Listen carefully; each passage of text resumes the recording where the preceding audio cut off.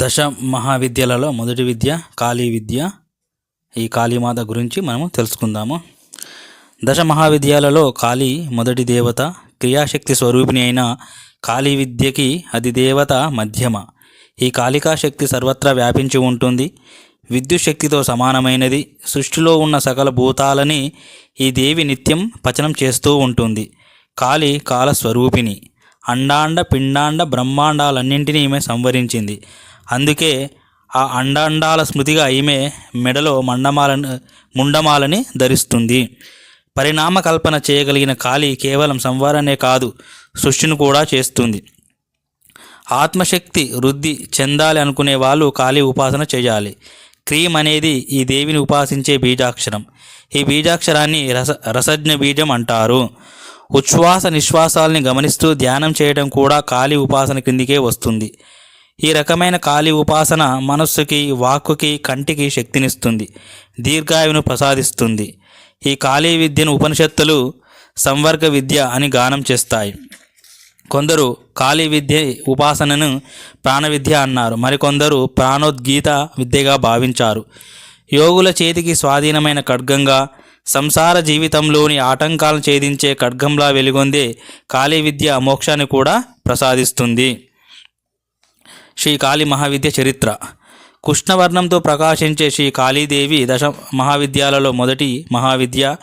అశ్వయుజ మాసం కృష్ణపక్ష అష్టమి తిథి ఈ దేవికి ప్రీతిప్రాప్తమైందని చెప్తారు. కాలస్వరూపిణిగా ఖ్యాతి పొందిన శ్రీ కాళీదేవి ఉపాసన ఎంతో ఉత్కృష్టమైనదిగా శాక్తేయ సంప్రదాయంలో చెప్పబడింది. తంత్రోక్త మార్గంలో శ్రీ కాళీ మహావిద్యను ఆరాధిస్తే సకల రోగాల నుంచి, బాధల నుంచి విముక్తి, శత్రునాశనం, దీర్ఘాయువు, సకల లోక పూజత్వం సాధకుడికి లభిస్తుంది. నమో దీర్ఘేశ్వరీం దేవీం సర్వకామ ఫలప్రదాం దీర్ఘాకార కుండయుక్తాం సిద్ధిం యచ్చ సురేశ్వరి కాళి కాళి మహాకాళి కాళికే పాపనాశిని ఖడ్గ హస్తే ముండ హస్తే కాళి కాళి నమోస్తుతే. దశ మహావిద్యలలో ప్రథమ మహావిద్య అయిన శ్రీ కాళీదేవిని భాగవత పురాణం కాలస్వరూపిణిగా, సర్వప్రథమురాలుగా కీర్తించింది. ఈ కాళీ శక్తి అనంతమైన సిద్ధుల్ని ప్రసాదించడంలో సర్వసమర్థురాలు. అందుకే సమస్త విద్యలకు ఆది అని లోకంలో శ్రీ కాళీ మహావిద్యకు ప్రశస్తి కలిగింది. మహాకాలుడికి ప్రియపత్ని అయిన మహాకాళి తన వామ దక్షిణ రూపాల్లో దశ మహావిద్యలుగా ప్రఖ్యాతి చెందింది. బృహన్నీల తంత్ర అనే గ్రంథం ప్రకారం ఈ కాళికాదేవి రక్త, కృష్ణ, ఎరుపు, నలుపు వర్ణాలతో 2 రూపాలుగా విలసిల్లుతుంది.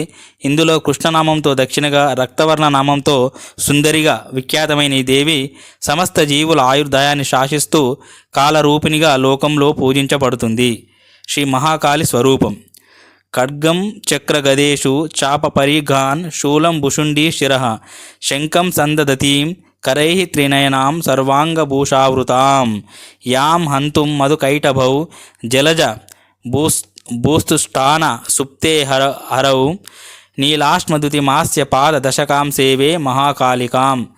ఖడ్గాని, చక్రాన్ని, గదని, ధనుర్బాణాల్ని, పరిగని, శూలాన్ని, భుషుండిని, మనిషి తలని, శంఖాన్ని తన 10 చేతుల్లో ధరించి విష్ణుమూర్తి యోగ నిద్రలో ఉండగా మైదుకైటబులనే రాక్షసుల బారి నుండి కాపాడమని బ్రహ్మదేవుడి చేత ప్రార్థించబడి త్రినేత్రాలతో, 10 ముఖాలతో, 10 పాదాలతో, సర్వ అలంకార శోభితంగా ఇంద్ర నీలమణి లాంటి శరీర కాంతితో ప్రకాశించే దివ్యమూర్తిగా కాళీదేవి స్వరూపాన్ని మార్కండేయ పురాణ అంతర్గతమైన దేవి సప్తశతి వర్ణిస్తుంది. ఇందులోని ప్రథమ అధ్యాయంలో మధుకైటబుల బారిన పడిన బ్రహ్మదేవుడు వారి నుండి తనని కాపాడమని విష్ణుమూర్తిని యోగ నిద్ర నుండి మేల్కొలమని కోరుతూ మహావిద్య మహామాయ మహామేధ మహాస్మృతి మహామోహాచ భవతి మహాదేవి మహాసురి అని మహాకాళీదేవిని మహావిద్యగా, మహామాయిగా స్తుతిస్తాడు. శ్రీ కాళికాదేవి ఆవిర్భావం. మార్కండేయ పురాణంలోని సప్తశతి పంచమ అధ్యాయంలో కాళీదేవి ఆవిర్భావ కథనం ఇలా వర్ణించబడింది. శుంభ నిశుంభులని అసురుల బాధలు పడలేక దేవతలంతా హిమాలయాల్లో ఉన్న పార్వతీదేవి దగ్గరికి వెళ్ళి, అమ్మ నీవే మమ్మల్ని శుంభ నిశుంభుల నుంచి కాపాడాలి, మాకు వేరే దిక్కు లేదని అత్యంత దీనంగా ప్రార్థిస్తూ ఉండగా అకస్మాత్తుగా ఆ పార్వతీదేవి శరీర కోశం నుంచి ఒక శక్తి బయటకు వచ్చి ఇలా అంటుంది, ఈ దేవతలంతా శుంభ నిశుంభుల్ని పరిమార్చి తమని రక్షించమని నీ శరీరంలో ఉన్న నన్ను కోరడానికే వచ్చారని చెప్తుంది. ఈ అపూర్వ దృశ్యం చూస్తున్న దేవతలు ఆశ్చర్యం నుంచి తేరుకొని పార్వతీదేవి శరీర కోశం నుంచి ఆవిర్భవించిన ఆ శక్తిని కౌశికి అని సంబోధించి భక్తితో స్తుతిస్తారు. ఇలా పార్వతీదేవి శరీరం నుంచి కౌశికి శక్తి వేరుపడగా పార్వతీదేవి శరీరం నల్లని వర్ణంతో ప్రకాశిస్తూ కాళిగా ప్రఖ్యాతి పొంది హిమాచలంలో సంచరించసాగిందని మనకు సప్తశతిలో చెప్తారు. దానికి ఒక మంత్రం ఏంటంటే, తస్యాం వినిర్గతాం యాతు కృష్ణ భూత్సాపి పార్వతి కాళికేతి సమాఖ్యాత హిమాచల కుతాశ్రయ. అలాగే ఇంకొక దగ్గర భృకుటి కుటిలా తాస్య లలాట పలకాదృతం కాళీ కరాలవదన వినిష్కాంతస్తి పాశిని. చండముండాసురులతో యుద్ధం జరుగుతున్న సందర్భంలో దేవి భృకుటి నుదురు నుంచి కరాల ముఖంతో అత్యంత భీకరాకార శక్తిగా కాళీ ఆవిర్భవించిందని మరొక కథనం కూడా ఉంది. శ్రీ కాళికాదేవి పరాక్రమం. విచిత్ర కట్వాంగధర నరమాల విభూషణ ద్వీపి చర్మ పరిధాన శుష్క మాంసాతి భైరవ అతి విస్తారవదన జిహ్వ లలన భీషణ నిమగ్న రక్తనయన నాదపూరిత దింగ్ముఖ. ఇలా ఆవిర్భవించిన కాళీదేవి విచిత్రమైన కపాలాల్ని మాలగా ధరించి, చేతిలో పుర్రెబెత్తాన్ని ధరించి, పెద్దపులి చర్మాన్ని చీరగా చుట్టుకొని, బాగా విశాలంగా తెరిచిన నోటితో, భయంకరంగా వేలాడుతున్న నాలుకతో, ఎర్రని రక్తం లాంటి కళ్ళతో దిక్కులు అదిరిపోయేలా గర్జిస్తూ చండముండుల సైన్యం మీద పడి వాళ్ళందరినీ ఒక్కసారిగా భక్షించడం ప్రారంభించగా కాళీ పరాక్రమానికి చండముండాసురుడి సైన్యం కకావికలైంది. భయంకరంగా గర్జిస్తున్న ఆ కాళీ యుద్ధరంగమంతా సంచరిస్తూ దొరికిన రాక్షసుల్ని దొరికినట్టుగా పట్టుకొని రథంపై వచ్చే అసురుల్ని రథం గుర్రంతో సహా నోట్లో వేసుకుని నమిలేస్తూ వీర విజృంభణ చేస్తూ ఉండగా ఆ కాళీదేవిని సంహరించడానికి చండముండులు ఇద్దరు పెద్ద ఆయుధాలని ధరించి ఆమె ముందుకు వచ్చారు. వారిని చూసిన ఆ కరాలి ఒక్కసారి దిక్కులు అదిరేలా వికట అట్టహాసం చేసి ముందు పోయి చండుణ్ణి ఆ తర్వాత ముండుణ్ణి సంవరించి వారిద్దరి తలల్ని తీసుకొని చండీదేవికి సమర్పించిందని మార్కండేయ పురాణం వర్ణిస్తుంది. ఈ కాళికే రక్తబీజాసుల సంహార సమయంలో దేవికి అండగా నిలబడి రక్తబీజుడు శరీరం నుంచి కారే రక్తం నేల మీద పడకుండా తన భయంకరమైన నాలుకతో తాగేసి రక్తపాన పీతగా స్తుతించబడింది. ఇది ఇలా ఉండగా శ్రీ కాళికాదేవి భూమి మీద అవతరించిన కథనం గురించి కాళీ పురాణంలో మరొక రకంగా కనిపిస్తుంది. దక్షయజ్ఞ సమయంలో అవమానం పొందిన సతీదేవి శరీర త్యాగం చేయగా పరమేశ్వరుడు ఆ దేవి శరీరాన్ని భుజం మీద వేసుకొని ప్రళయ తాండవం చేయడం ప్రారంభించాడు. ఆయన దాటికి లోకాలన్నీ అల్లకల్లోలమైపోతున్నాయి. ఈ పరిస్థితి నుంచి కాపాడమని దేవతలంతా విష్ణుమూర్తి దగ్గరకు పరిగెత్తారు. ఆయన తన సుదర్శన చక్రంతో సతీదేవి శరీరాన్ని 18 భాగాలుగా ఖండించడంతో శివుడు చల్లబడ్డాడు. లోకాలన్నీ శాంతించాయి. అలా విష్ణు చక్రం చేత ఛేదించబడ్డ సతీదేవి 18 శరీర భాగాలు భారతదేశంలో 18 ప్రాంతాల్లో పడ్డాయి. అవే కాలాంతరంలో 18 శక్తి పీఠాలుగా విఖ్యాతి పొందాయి. ఈ పడిన భాగాల్లో సతీదేవి యోని అస్సాంలోని నీలాచల పర్వతం మీద పడి ఆ ప్రదేశం కామాఖ్య పీఠంగా, అక్కడి పీఠదేవత కామాఖ్య కాళిగా జగత్ప్రసిద్ధి పొందింది. పూర్వం ద్వాపర యుగంలో నరకాసురుడు తంత్ర మార్గంలో వామాచార పద్ధతుల్లో ఈ కామాఖ్య కాళిని పూజించి ఆమెకు ఎన్నో రకాల బలులు సమర్పించి ఆ దేవత వరప్రసాదంతో ఎన్నో సిద్ధశక్తుల్ని సాధించాడు. అలా ఆనాటి నుండి నేటి వరకు కామాఖ్య పీఠం తంత్ర వామాచార సాధనలకి ప్రధాన కేంద్రంగా నిలిచింది.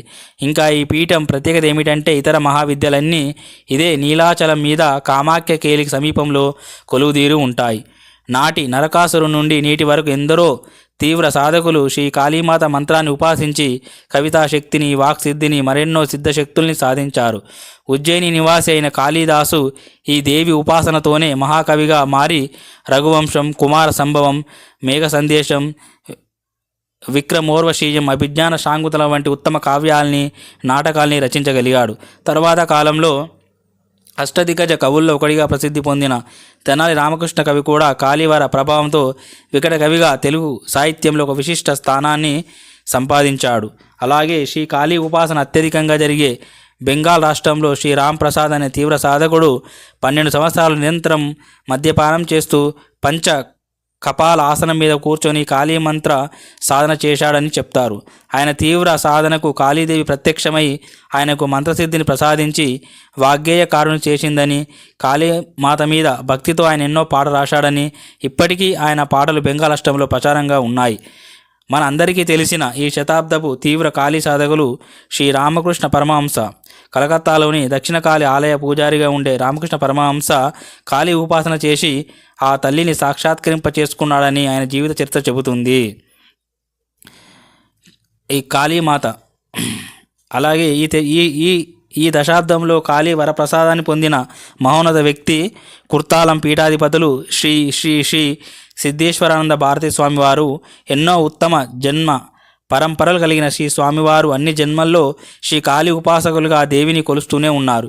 ఈ జన్మలో కూడా శ్రీ కాళీమాత అనుగ్రహం వారికి పరిపూర్ణంగా లభించింది. అందుకు నిదర్శనంగా గుంటూరులోని శ్రీ స్వామివారి నివాస స్థానంలో వారు గత జన్మలో ఎంతో కాలం పూజించిన కాళీ విగ్రహం స్వయంభూగా వెలిసి స్వయం సిద్ధ కాళీగా నేడు భక్తులందరి పూజలు అందుకుంటుంది. ఆసక్తి ఉన్న వాళ్ళు గుంటూరు రవీంద్ర నగర్లో ఉన్న శ్రీ స్వయం సిద్ధకాళీ పీఠాన్ని సందర్శించవచ్చు. శక్తి సంగమత తంత్రం శ్రీ కాళీ సాధన ప్రాముఖ్యాల గురించి చెప్తూ, కలవు కాళీం విహాయాద యః కచ్చిత సిద్ధి కాముకః న చక్షుషా వినా రూపం దర్పణే ద్రష్టుమిచ్చతి.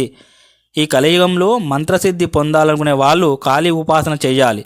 కళ్ళు లేకుండా అద్దంలో మన ముఖం ఎలా చూసుకోలేమో అలాగే శ్రీ కాళీ అనుగ్రహం లేకుండా చేసే ఇతర సాధనలు కూడా ఎటువంటి ఫలితాన్ని ఇవ్వవని తెలుపుతుంది. ఈ కాళీ తత్వం గురించి అవతార పురుషుడైన శ్రీ కావ్యకంఠ గణపతి మహాముని దశ మహావిద్యలలో మొదటిది అయిన శ్రీ కాళీ పరిణామశక్తిగా, విద్యుత్ శక్తిగా, కాలశక్తిగా, క్రియాశక్తిగా, సంవార శక్తిగా, సృజన శక్తిగా, ప్రాణశక్తిగా, ఉచ్ఛ్వాస నిశ్వాసాల్ని నియంత్రించే రసజ్ఞ బీజంగా, జీవశక్తిగా ప్రకాశిస్తుందని అంటారు. అలాగే ఆ దేవి చేతిలోని ఖడ్గాన్ని సంసార బంధాల్ని ఖండించే తాడన శక్తిగా, మహాకాలుడి నాట్యకళగా, యోగులకి కరతలామలకంగా ఉండే ముక్తి ఖడ్గంగా వర్ణిస్తారు. శ్రీ కాళికా ఆలయాలు కాళీఘాట్లో ఉంది. పశ్చిమ బెంగాల్ రాజధాని నగరమైన కలకత్తా నగరంలో హౌరా రైల్వే స్టేషన్కి దగ్గరలో ఉంది. అలాగే దక్షిణేశ్వరంలో ఉంది. మహాకాళి భక్తుడైన రామకృష్ణ పరమహంస పూజించిన శ్రీ కాళికా దేవం ఈ దక్షిణేశ్వరంలో కొలువై ఉంది. అలాగే ఉజ్జయిని, మధ్యప్రదేశ్ రాష్ట్రంలో ఉన్న ఉజ్జయిని క్షేత్రంలో ద్వాదశ జ్యోతిర్లింగాలు ఒకటైన మహాకాళేశ్వర లింగం ఉంది. సరిగ్గా లింగానికి వెనుక భాగంలో కాళీ దేవి కొలువు ఉంది. ఈమెనే అరసిద్ధి మాత అని కూడా అంటారు. మహాకాళేశ్వరుడి ఆలయం 4 కిలోమీటర్ల దూరంలో ఉజ్జయిని సరిహద్దులో గట్ కాళీ అని మరొక కాళీ ఆలయం కూడా ఉంది. ధార్నే జార్ఖండ్ రాష్ట్రంలో ఉన్న ఒక చిన్న గ్రామం ధార్నే. దేవగరికి కొన్ని మీటర్ల దూరంలో ఉన్న ఈ గ్రామంలోనే బమ్ కాళీ ఆలయం ఉంది. భువనేశ్వర్ ఒరిస్సా రాష్ట్రానికి రాజధాని భువనేశ్వర్. ఇక్కడ గంగా నగర్ అనే ప్రదేశంలో రక్షాకాళి అనే పేరుతో అమ్మవారు కొలువు తీరి ఉన్నారు. భువనేశ్వర్ రైల్వే స్టేషన్ నుంచి కేవలం 3.5 కిలోమీటర్ దూరంలో సుప్రసిద్ధ లింగరాజు ఆలయం నుండి 5 కిలోమీటర్ దూరంలో ఈ ఆలయంలో ఉంటుంది దాదాపుగా. కటక్ ఒరిస్సా రాష్ట్రంలోని కటక్లో బాదంబాడి కాలనీ ప్రాంతంలో మహానది ఒడ్డున ఒక ప్రాచీన కాళికా మందిరం ఉంది. భువనేశ్వరం నుంచి కటక్ 27 కిలోమీటర్ల దూరం కాగా కటక్ రైల్వే స్టేషన్ నుంచి కాళీ ఆలయం కేవలం 4 మీటర్ల దూరంలో ఉంటుంది. చెన్నై తమిళనాడు రాజధాని నగరమైన చెన్నైలో కోడంబాకం దగ్గర ఒక కాళీ మందిరం ఉంది. చెన్నై సెంట్రల్ రైల్వే స్టేషన్ ఇక్కడికి దూరం కేవలం 10 కిలోమీటర్లు మాత్రమే. గోరేగేన్ ముంబైలోని బంగుమాగర్ అనే సబ్బరన్ ప్రాంతంలో ఒక కాళీ మందిరం ఉంది. అంధేరి మెట్రో స్టేషన్ నుండి ఇక్కడికి మనం చేరుకోవచ్చు. అలాగే రత్నమంగళం తమిళనాడులోని చెన్నై సమీపంలో ఉన్న ఒక గ్రామం రత్నమంగళం. ఇక్కడే శ్రీచక్ర కాళీమాత ఆలయం ఉంది. కాళీమాత ఆలయం ఉంది. చెన్నై రైల్వే స్టేషన్ నుంచి వెళ్ళవచ్చు మనము. వరంగల్ తెలంగాణ రాష్ట్రంలోని ఒక ప్రముఖ పట్టణం. వరంగల్ చారిత్రక ప్రాధాన్యత కలిగి ఉన్న ఈ పట్టణంలో ఎంతో ప్రాచీనమైన భద్రకాళి ఆలయం ఉంది. అలాగే సికింద్రాబాద్ తెలంగాణ రాష్ట్రంలోని సికింద్రాబాద్ పట్టణంలో ఉజ్జయిని మహాకాళి ఆలయం ఉంది. అలాగే గుంటూరు ఆంధ్రప్రదేశ్లోని గుంటూరు రవీంద్రనగర్లో శ్రీ స్వయంసిద్ధ కాళీమాత ఆలయం ఉంది. ఇక్కడ అమ్మవారు స్వయంభూగా ఆవిర్భవించి కొలిచిన వారి కోరికలు తీరుస్తుంది. అలాగే గుంటూరుకు సమీపంలో వేజండ్ల గ్రామంలో కూడా శ్రీ కాళీమాత మందిరం ఉంది. విజయవాడ మనందరికీ తెలిసిందే అమ్మలగన్నయమ్మ దుర్గమ్మ కొలువుదీరిన విజయవాడ నగరంలో ప్రధాన బస్టాండ్ ప్రక్కనే త్రిశక్తి పీఠం నిర్మించబడి ఉంది. ఈ పీఠంలో శ్రీ మహాకాళీదేవి ప్రధాన దేవతగా భక్తుల పూజలు అందుకుంటుంది. ఓం శాంతి శాంతి శాంతి. హరి ఓం తత్. శ్రీరామకృష్ణార్పణమస్తు.